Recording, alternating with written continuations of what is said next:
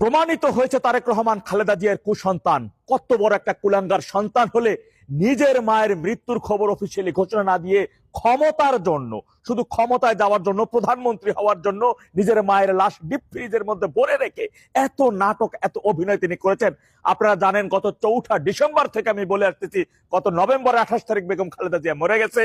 তার মৃত্যুর ঘোষণা তারা দিতেছে না নিজেদের আখের গোছানোর জন্য। আপনারা দেখেছেন, যদি সে খালেদা জিয়া মারা গেছে এই কথা যদি সে বলতো লন্ডনে থাকতে, তাহলে আজকে তারেক রহমান বাংলাদেশে আসতে পারতো না, আজকে বাংলাদেশের নাগরিকত্ব নিতে পারতো না, নির্বাচনও করতে পারতো না।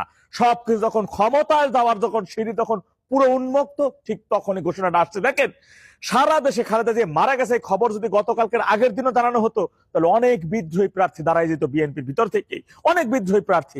কিন্তু কালকে মনোনয়ন ফর্ম জমা দেওয়ার শেষ দিন, ঠিক এমন সময় কালকে রাত্রে তার ঘোষণাটা দিয়ে দিয়েছে অফিসিয়াল ভাবে।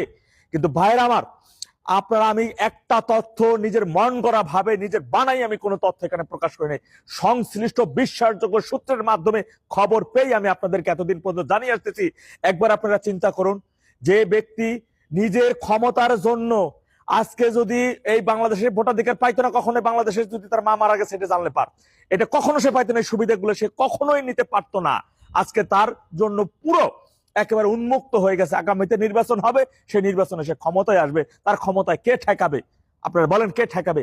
কিন্তু দেশবাসীকে আমি বলতে চাই, যে সন্তান নিজের মায়ের লাশকে মাসের পর মাস তার আত্মায় কষ্ট দিয়ে ডিপ ফ্রিজের মধ্যে ভরে রেখা মারা যায় নাই, এমনটা করতে পারে, মায়ের লাশ নিয়ে এমন নোংরা রাজনীতি করতে পারে, সেই সন্তান দেশের জন্য কতটা মঙ্গলময় হবে, সেই ব্যক্তি দেশের সাধারণ জনগণের জন্য কতটা মঙ্গলময় হবে, আপনাদেরকে একটু জেনে রাখা উচিত ভাইয়ের আমার।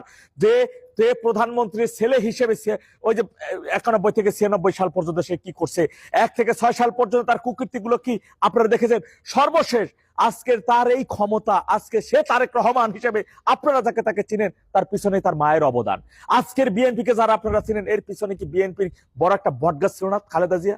আজকে তাকে যেভাবে আপনারা দেখেছেন, তারেক রহমান কান্না করতে, কান্না করে নাই, কারণ সে কান্না লন্ডন বসে করেছে। এখন সে কান্না কেন করবে? কিসের জন্য এখন কান্না করবে? তাদের আগে থেকে তার যে ব্যক্তিগত চিকিৎসক মিডিয়ার সামনে সে কান্না করে দিয়েছিল, আজকে কান্না করেছে? আজকে কান্না করেছে কেউ বলতে পারবেন যে মরে গেছে এখন কান্না ফেল ফেল করে কাঁদতেছে? যদি কান্না যতটুকু করবে সেটা অভিনয়, কারণ কান্না তাদের আগে হয়ে গেছে।